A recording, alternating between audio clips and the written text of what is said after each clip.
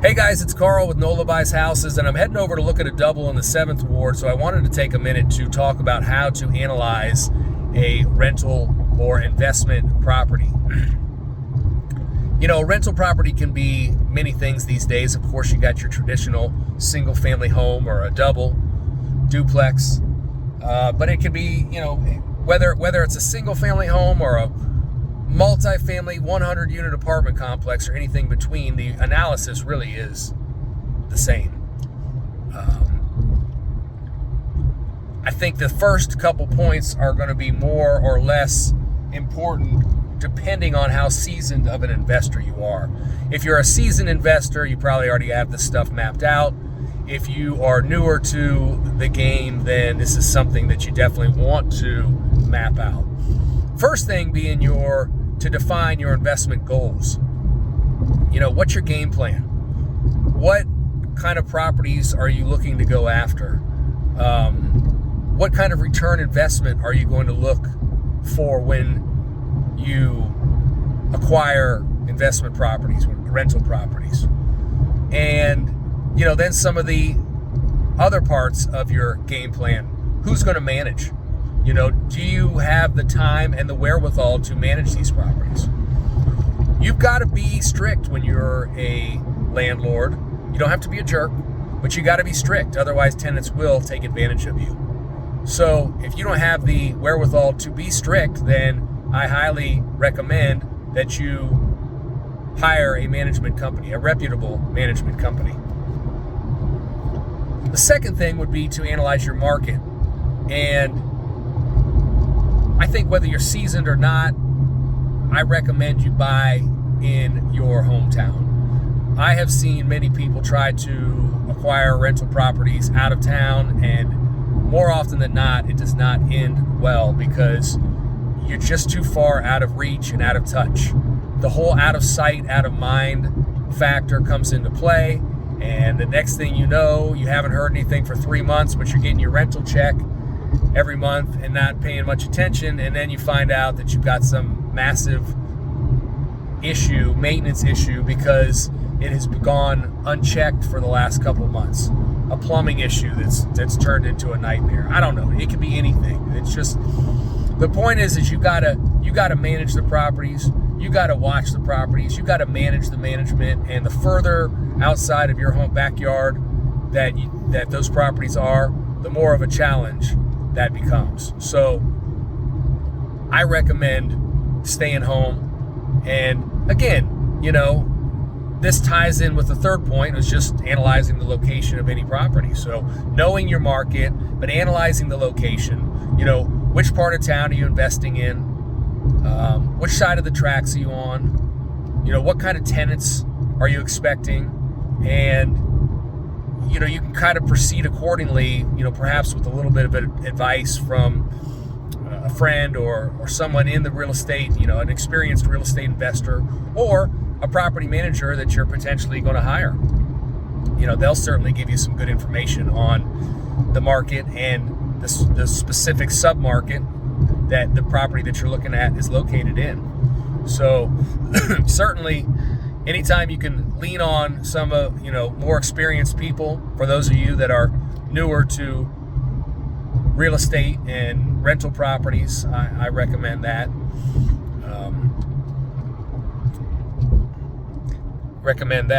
So once you kind of have that ironed out, you can really start to focus on the property itself. The next thing you want to look at are the expenses. And I'd say number one right now is insurance. Flood insurance is not too much of a crazy situation at the moment, but the dwelling insurance is a nightmare right now. We are still very much feeling the effects from Hurricane Ida, and insurance premiums are going up through the roof. So you definitely need to make sure you have that ironed out. I think that, you know, but a simple call to your insurance agent to get a quote on what an insurance policy is going to cost you is first and foremost. Property taxes, that's something you're obviously going to have to factor in. You know, you can get the current property taxes from the seller of a property, but likely that's going to go up with a sale. So you can go to most tax assessor websites for any municipality and go on there, and they usually have a spot where you can estimate what taxes are.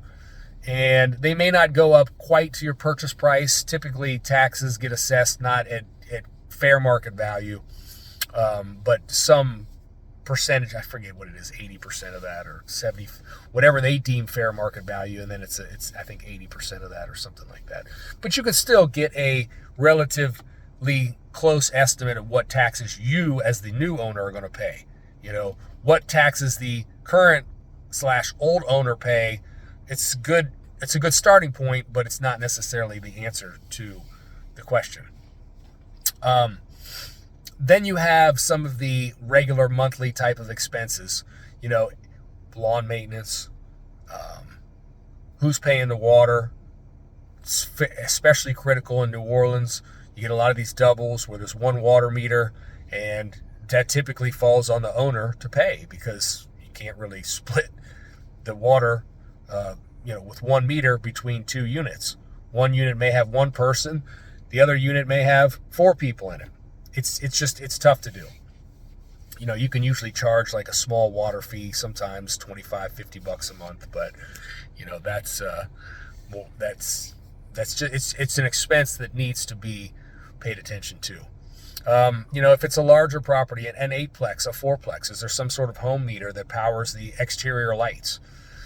Just anything like that, then you're going to have to figure in maintenance expenses. Stuff's going to break, toilet's going to break, fridges are going to break, you're going to have plumbing issues, whatever. And that's also something you want to pay attention to on the front end, is what kind of deferred maintenance the property has. How old is the roof? That's just general property stuff that you want to be analyzing anytime you look at a property. What kind of repairs do you have to go in and make immediately? And that needs to be factored into your offer and your purchase price. But anyways, once you have the expenses kind of laid out, the other one might be like a vacancy expense. So you might want to factor in 5%, 10% for a vacancy, just to kind of factor that in there, because you're going to have tenant turnover.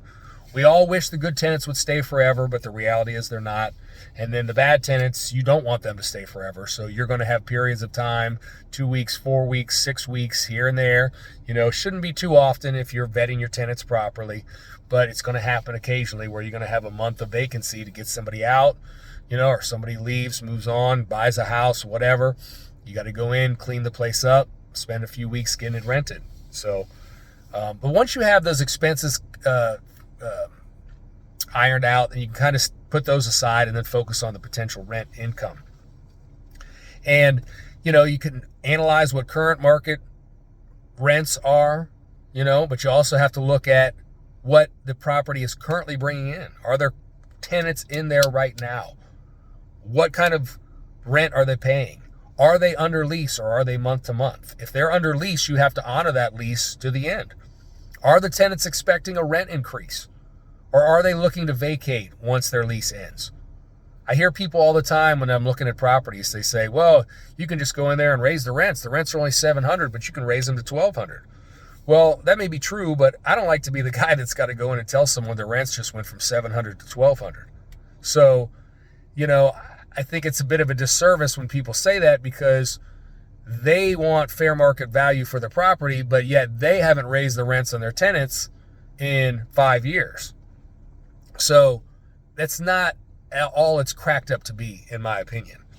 But once you have got that figured out and kind of what the current rents are, what the potential rents are, and what the roadmap to get to the potential rents looks like, or not getting to the potential rents looks like, then you can kind of figure out what's my monthly income, what are my expenses, what's left over at the end. Of course, at that point, you have to really start to look at how you're going to acquire the property. Are you going to pay cash? Are you going to use financing? I think financing is a good thing. It's a great way to leverage your money, but I also caution it. Just like a 20-year-old with a credit card, it's great. And then the next thing you know, it's maxed out and you're in trouble. We've all been there. It's easy to get in trouble with financing. You got to make sure you use it in moderation, and you got to make sure that the cash flow still makes sense. It's all got to factor into your back to your investment goals. To go out and buy one property that makes $400 a month cash flow, probably not worth it.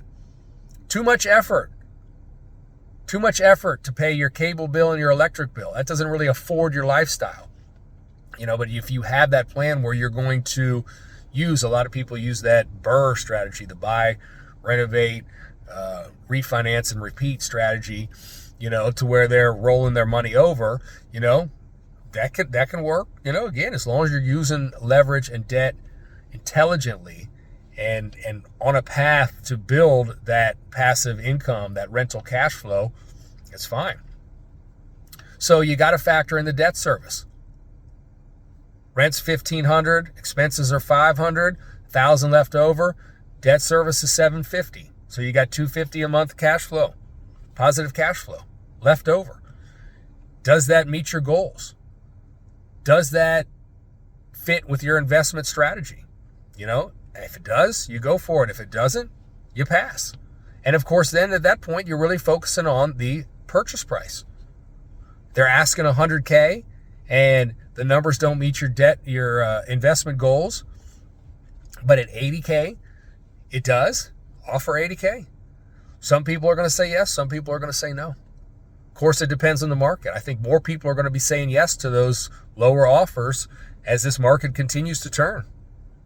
So that's really it as far as, the whole process as analyzing a rental property. And again, whether it's a single family home or a 100-unit complex, it's the same thing. It's obviously more intense when you're talking about 100 units, but it's the same process. Figuring out the income, current income, potential income, the roadmap to get there, factoring in all the expenses, figuring out what your debt service is going to be, and what's left over at the end of the month. I wrote an article like this. We've got tons of articles about stuff on our blog at NOLABuysHouses.com. Just anything from rental properties to, flipping to whatever. It's just all kinds of stuff on there if you want to go check it out. And of course, if you got questions, 504-264-1407. Talk to you soon.